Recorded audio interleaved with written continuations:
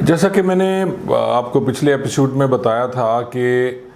हमें कसूरी चक्की में जेल में बंद कर दिया गया। और कसूरी चक्की जो थी वो इस तरह का था माहौल कि उसमें छोटे छोटे बैरक्स बनी हुई थी। 10 कमरे थे, वो बैरक्स तो नहीं कहा जा सकता, 10 बाई 10 की, जिसमें सिर्फ उन कैदियों को रखा जाता था जो कसूरवार होते थे, इसलिए उसका नाम कसूरी चक्की था।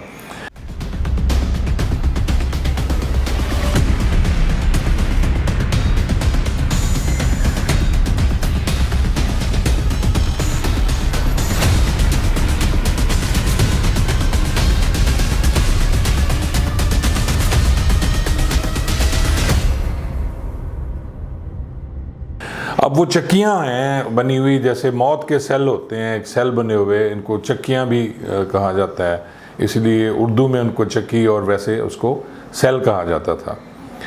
हमारी जो एक्टिविटीज़ होती थी वो ये थी कि हमारे साथ कोई खसूसी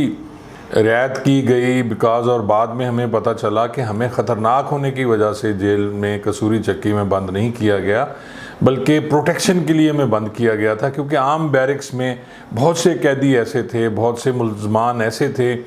जिन्हें हमने कुछ मुकदमात में जेल में भेजा, या उनके कुछ साथी या उनके दोस्त भी हो सकते हैं, कत्ल, डकैती, मंशियात के ऐसे कैदी जो बैरिक्स में रहते थे। अगर हमें बैरिक्स में रखा जाता तो हो सकता है हमारे साथ वो बदतमीज़ी करने की कोशिश करते, क्योंकि बहुत से ऐसे वाक़यात हुए हैं कि जब कोई पुलिस मुलाजमीन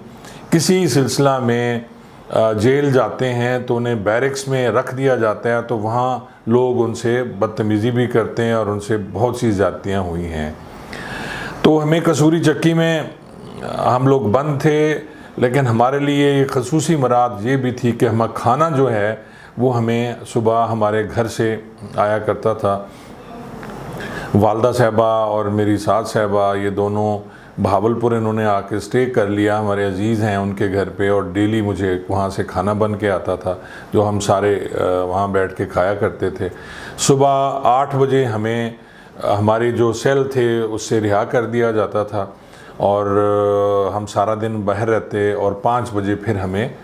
सेल में बंद कर दिया जाता था। मुझे याद है कि यूसुफ, मैं और ज़फ़रुल्लाह वड़ैच, हम 3 लोग एक सेल में थे और बाकी 3 जो कांस्टेबलान थे उनको अलहदा सेल में रखा गया था। वो दिन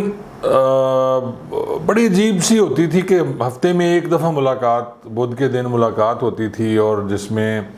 हमें कोई ये ख़ास सहूलत नहीं दी गई थी कि किसी कमरे में बिठा के हमें मुलाकात कराई जाती, बल्कि वही जो आम कैदी जहाँ से खड़े होके जंगले से मुलाकात करते थे,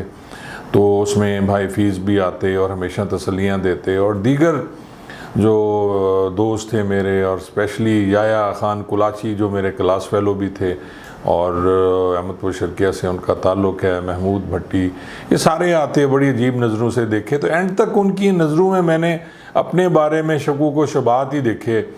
कि बस बात वही थी कि यार तूने नहीं मारा तो फिर किसी इन पुलिस वालों ने मार दिया है, तू सच्चा है, तेरी बात सच्ची है, लेकिन पुलिस वालों ने मार दिया है। मिलिट्री समरी एविडेंस शुरू हो गई थी और मेजर सौलत थे वो उसके इंचार्ज थे, और हमें ये कोर्ट्स जो हैं यजमान में लगाई गई जहाँ असिस्टेंट कमिश्नर का ऑफिस था, और चौथे दिन रिमांड जुडिशल पे ये हमें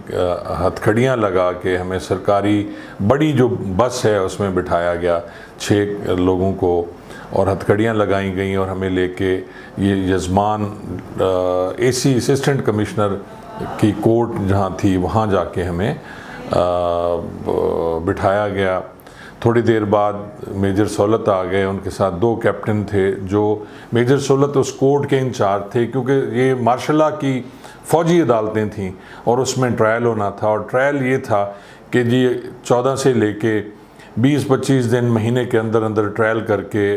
अगर हम पे वो जुर्म साबित हो जाता और वो बंदा ना मिलता तो हमें शायद हैंग कर दिया जाता यजमान चौक में, और निशान इबरत बना दिया जाता लोगों के लिए। बड़ी अजीब सी हालत थी कि हमारे अपने पुलिस मुलाजमीन हथकड़ियाँ पकड़ के हमें लेके जा रहे थे, जिन सबको पता था ये बेगुनाह हैं, और बहुत सी बातें अब खुलना शुरू हो गई थी, जिनमें एक बात वहाँ जाके हमें मालूम हुई कि वो लड़का वाकई वहाँ से भागा था, और जिस दिन ये भाग के वहाँ से अपने गांव गया, वहाँ से सीधा इसको अहमदपुर शर्किया भिजवा दिया गया, जहाँ अशरफ शुगर मिल का ऑफिस था और इसके कोई अजीज़ वहाँ रहते थे। और अशरफ शुगर मिल में उसी ऑफिस में, अहमदपुर शर्किया के ऑफिस में इसने रात गुजारी और अगले दिन किसी नामालूम मकाम पे उसको भेज दिया। बातें कुछ खुलना शुरू हो गई थी और ये बात इरशाद जज्जा एडवोकेट जो थे उन्होंने कहीं की, क्योंकि वो अहमदपुर शर्किया पोस्टमार्टम के लिए भी साथ गए हुए थे और फिर जनाजे पे भी थे, जनाजे पे कहीं से ये बात निकली। अब हमें थोड़ी सी उम्मीद हुई कि जी बंदा शायद ज़िंदा हो। हमें ये भी डर था कि ये बंदा कहीं मार ना दें और सिर्फ हमें फंसाने के लिए बंदा अपना मार भी सकते हैं और कल को प्रूव हो जाए हम पे जी हमने वाकई उसको मारा था। मैं आपको सुना रहा था मिलिट्री कोर्ट्स की जो प्रोसीडिंग थी वो शुरू हो गई और हमारे सामने वही लड़के जो मुल्ज़मान थे, उसके साथी को अक्यूज़ थे असलम उर्फ डब्बा उर्फ भुट्टो के, तो वही हमारे मुद्दई थे, वही गवाह थे और बारी बारी उन्होंने आके अपनी गवाहियाँ दी अदालत के सामने और हमें उसमें वकील भी नहीं करने दिया गया उस कोर्ट में। वो सारा दिन प्रोसीडिंग होती रही तो ये मगरिब हो चुकी थी उस वक्त। तो जब मगरिब की अजान हुई तो मैंने रिक्वेस्ट की और साथ में जो ज़फ़रुल्लाह वड़ायत थे कि सर हमें नमाज़ पढ़ने की इजाज़त दी जाए। तो मेजर सौलत ने कहा जी ठीक है इन्हें इजाज़त दे दें। और वैसे भी मुसलमान जब मुसीबत में होता है उसे नमाज़ें बहुत याद आती हैं और हमें भी ज़ाहिर है नमाज़ें हम सारा पढ़ लेते थे, रात को भी उठ के बैठा करते थे और अल्लाह से अपनी मग़फ़रत की और अपनी इस मुसीबत को गुजारने की दुआएं किया करते थे। बहुत से वजीफ़े हमें बताया गया है कि जी मुश्किल वक्त में जो पढ़े जाते हैं वो भी पढ़ें। तो नमाज मगरिब के लिए हमारी हथकड़ियाँ खोल दी गई हैं। उसके बाद जब हम वापस आए तो मेजर सौलत साहब ने कहा कि यार इनको हथकड़ियाँ मत लगाया करें, ये आप इनको निगरानी इनकी रखें लेकिन हथकड़ियाँ ना लगाएं। तो मुझे बहुत रोना आया कि जी हमारे अपने पुलिस मुलाजमीन हमें हथकड़ियाँ लगा रहे हैं और आजकल अब देख रहे हैं कि जो सियासतदान हैं या दूसरे बासर लोग हैं उनको हथकड़ियाँ नहीं लगाई जाती, लेकिन जहाँ कहीं भी पुलिस वाला फंसेगा या कोई गरीब आदमी फंसेगा उसकी हथकड़ियों के साथ तस्वीरें लगा के सोशल मीडिया पे और बहुत सी जगहों पे रख दी जाती हैं और उन्हें दिखाया जाता है कि जी हमने बहुत बड़ा डाकू पकड़ा है। लेकिन जहाँ बासर आदमी हो और जिसके पास पैसा है या जिसके पास ताकत है, जिसका इक़्तिदार है या इक़्तिदार में रहा है, उसको जुर्रत भी नहीं करते, चाहे वो मनशियात के केस में गया हो और चाहे कोई और मुकदमा हो, उसको कोई कुछ नहीं कहता। उस दिन का जी ट्रायल ख़त्म हो गया, लेकिन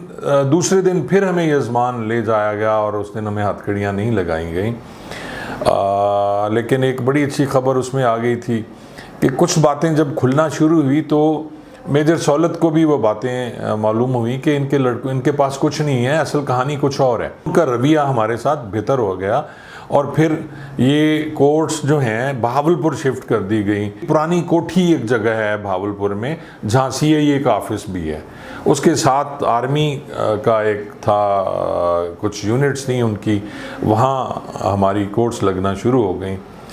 और हम लोग अल्लाह से दुआ करते थे और यही होता था कि यार अल्लाह बेहतरी करे। बातें कुछ कुछ निकलना शुरू हो गई थी। एक दिन हम लोग थे वहाँ बैठे हुए, शाम 4 बजे का वक्त था कि अचानक जो कसूरी चक्की का दरवाज़ा खुला और इरशाद जज्जा एडवोकेट साहब अंदर तशरीफ़ ले आए। अब हम लोग सारे परेशान हो गए क्योंकि हमें कोई इतला नहीं थी। वहाँ जाते थे, केस ट्रायल भी डेली नहीं होता था, दूसरे तीसरे रोज़ ट्रायल होता था और उसके लिए जाते थे कि हमारा राब्ता इतना ज़्यादा नहीं था, कोई ऐसा ज़रिया भी नहीं था कि जी हमें कोई बताए। आजकल तो सेल फ़ोन यूज़ होते हैं जेलों में, उस वक्त सेल फ़ोन भी नहीं होते थे और कोई राब्ता नहीं था।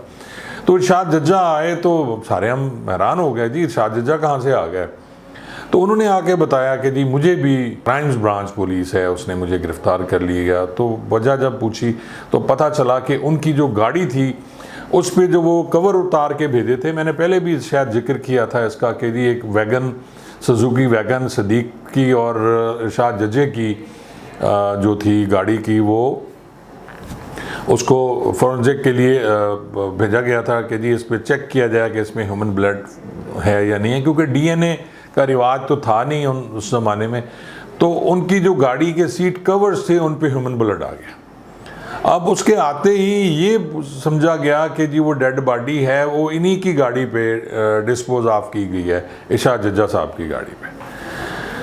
और ये बहुत अच्छा काम किया एक जो हमारे थे डीएजी असगर खान हलाकू खान ने, क्योंकि उनके ही बंदे को इन्वॉल्व कर दिया। इससे पहले सिर्फ पुलिस वाले फंसे हुए थे, अब यजमान का ही एक एडवोकेट और बासर शख्स गिरफ्तार हो गया। जज्जा बिरादरी और जट बिरादरी जो थी, उन्होंने इरशाद जज्जा के लिए एक पूरी टीम बना दी कि उसको किस तरह छुड़ाया जाए। और जब इरशाद जज्जा बाहर आता तो ज़ाहिर है हमें भी फ़ायदा होता। और ख़ास तौर पे उसमें जो अहम किरदार था वो मुमताज़ जज्जा साहब का था, जो बासर शख्सियत थे, बाद में MPA रहे, नून लीग से उनका ताल्लुक़, और उनके बेटे खालिद जज्जा भी MPA रहे। और मुमताज़ जज्जा जो हैं ये बहुत ज़्यादा करीब थे नवाज़ शरीफ साहब के और शहबाज शरीफ साहब के, और उनके करीबी साथियों में जाने जाते थे। अब उनकी, क्योंकि जज्जा बिरादरी का इरशाद जज्जा साहब बंदा रहा गया, और इरशाद जज्जा साहब को ये भी कंफर्म था कि वो बंदा जो है ज़िंदा है और उसे कहीं भिजवाया गया, तो एक बड़ी अच्छी सूरत हाल हो गई हमारे लिए। और इरशाद अब हमारे साथ ट्रायल में इरशाद जज्जा साहब भी साथ जाना शुरू हो गए। इरशाद जज्जा की गिरफ्तारी के साथ ही उम्मीद की किरण जो थी वो हमारे दिलों में भी जाग गई कि अब अल्लाह ताला खैर करेगा, कुछ अच्छा होगा। इरशाद जज्जा ने हमें बताया कि जिस दिन वो अहमद वो शर्किया जनाजे पे थे, उसका जनाजा था असलम डब्बे का,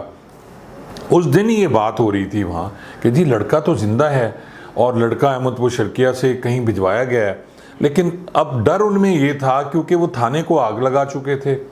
और तमाम पुलिस मुलाजिमीन इसमें गिरफ्तार हो चुके थे, तो अब थाने पे आग लगाने के जुर्म में वो जो एक उन्होंने काम कर दिया था जल्दबाजी में और जज्बाती होकर, तो अब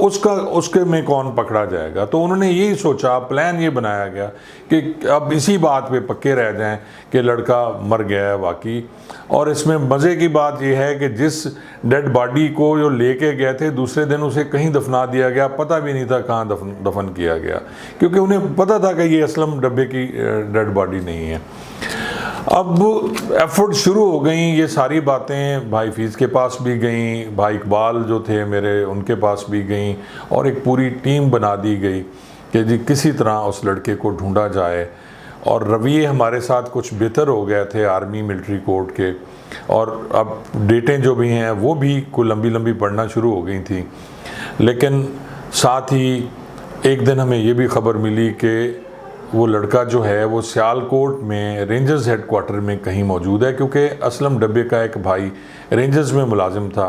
और वो वहाँ उसके पास रह रहा है, और शुनीद ये थी कि उसे वो ईरान या किसी बैरून मुल्क भिजवा रहा है ताकि वो बाहर चला जाए और कहीं से ट्रेस ना हो।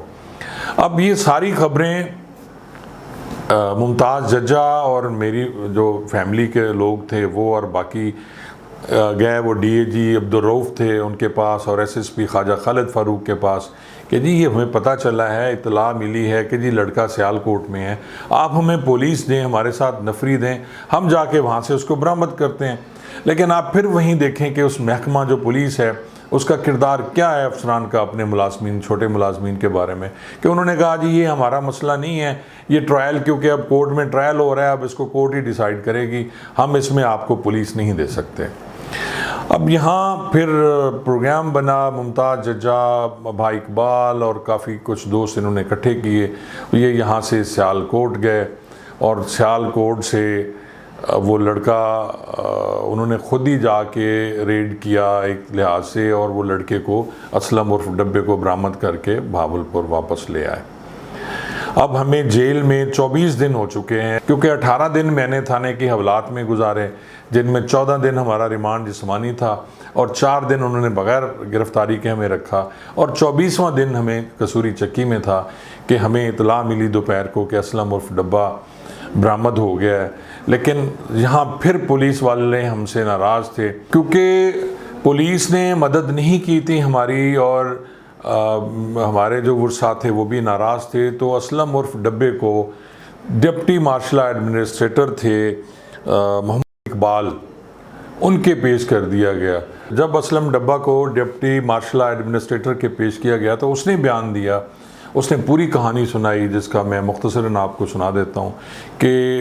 मैंने जब बहाना बनाया और मुझे लग रहा था कि ये कत्ल अब मेरे खाते में पड़ जाना है, वो जो जिसके सर में सुआ मार के कत्ल किया गया था नकबजनी की वारदात में, तो उसने कहा जी मैंने प्रोग्राम बनाया कि मैं कोई मकर करूं, मैं बीमार हो जाऊं। लेकिन जब मेरा मकर भी कामयाब ना हुआ और डॉक्टर आफाक ने आके मुझे वो कुछ चीज़ सिंघा दी जिसमें मैं होश में आ गया, तो उसके बाद पुलिस वाले डर गए और मुझे से उन्होंने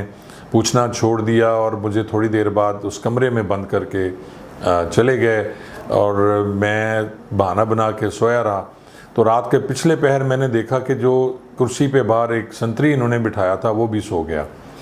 मैंने बड़े आराम से वो खिड़की की जाली थी उसको हाथ से मैंने तोड़ा, वो छोटा सा पोर्शन बन गया। तो क्योंकि मैं ऑलरेडी वारदातें करता था और मैं बड़ा एक्सपर्ट था, ऊपर 2 ईंटों से निकल के मैं नीचे वारदात करके रस्सी से फिर ऊपर आ जाता था, तो मेरे लिए कोई मुश्किल ना था। मैं वहाँ से निकला और साथ ही छोटी सी दीवार थी, मैं वहाँ से मैं फलांग के मैं बाहर गया और उसके बाद मैं चक में गया अपने, और लेकिन मेरे घर वालों ने ये कहा कि फ़ौरी तौर पर तू यहाँ से निकल जा क्योंकि यहाँ फिर तुम्हें पुलिस पकड़ लेगी। मैं वहाँ से अहमदपुर शर्किया पहुँचा। सैटेलाइट टाउन अहमदपुर शर्किया में अशरफ शुगर मिल्स का ऑफिस था जहाँ मेरा एक अजीज़ रहता था। मैंने रात उसके पास गुजारी और अगले दिन वहाँ से किराया लेके मैं सियालकोट अपने भाई के साथ भाई के पास चला गया और फिर वहीं रह गया। मैंने सारी ख़बरें भी वहीं पढ़ी। मैं घर से बाहर भी नहीं निकलता था क्योंकि मुझे पता था अगर मैं पकड़ा गया तो ये सारे केसेस जिसमें थाने को आग लगी, मेरा कत्ल जो मैं मुझसे हुआ वो सारा मुझ पर डल जाना है और मैं कहीं का नहीं रहूँगा। और मेरे अजीज़ ख़ास तौर पे मेरे वालिद, मेरे चचा और बाकी लोग बुरी तरह फंस जाएंगे जिन्होंने थाने को आग लगाई और ये सारा कुछ किया। उन्होंने बाकायदा उसका बयान लिया और उसके बाद फ़ौरी तौर पर हुक्म दिया कि जी ये जो मुल्ज़मान हैं 7वां बल्कि 7वें इरशाद जज भी है, इनको फ़ौरी तौर पर रिहा किया जाए। अब जब ये बात एसएसपी ख्वाजा खालिद फारूक और अब्दुर्रऊफ डीएजी के पास पहुंची तो वो नाराज़ हो गया कि जी आपने मुलजिम हमें क्यों नहीं पेश किया, आप आर्मी वालों के पास क्यों लेके गए। हालांकि पहले हमारे वर्सा इनके पास जाते रहे पुलिस अफसरान के पास कि आप नफरी दें, आप हमारी हेल्प करें, लेकिन किसी ने हमारी हेल्प ना की। उस दिन शाम को हमें रिहा कर दिया गया जेल से और हम लोग वापस जब जेल से निकले तो तमाम हमारे घर वाले, भाई, बहुत से लोग अहमदपुर शर्किया से वो वहाँ मौजूद थे जिन्होंने हमें गले लगाया, मुझे गले लगाया। बाकी भी वर्षा आए हुए थे क्योंकि वहाँ के रहने वाले नहीं थे। ज़फ़रुल्लाह वड़ैच उनके थोड़े लोग थे, लेकिन जो वहाँ के मकामी थे जिसमें मैं था, चौधरी यूसुफ, उनके भाई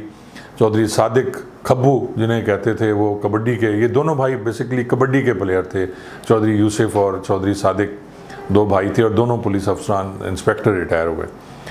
तो ये बाद में बने। और वो वक्त फिर वहाँ से मुझे घर लाया गया अहमदपुर शर्किया और बड़ी अल्लाह से दुआ भी होती थी और अल्लाह का शुक्र भी बार बार मैं अदा करता था कि अल्लाह ने हमें एक ऐसी खौफनाक सूरत हाल से निकाला जिसमें मुझे लग रहा था कि अगर वो लड़का बरामद ना होता, अगर वो लड़का ना मिलता तो पब्लिक प्रेशर इतना था कि ये लोग हमें हर सूरत में यजमान चौक में फांसी पर लटका देते।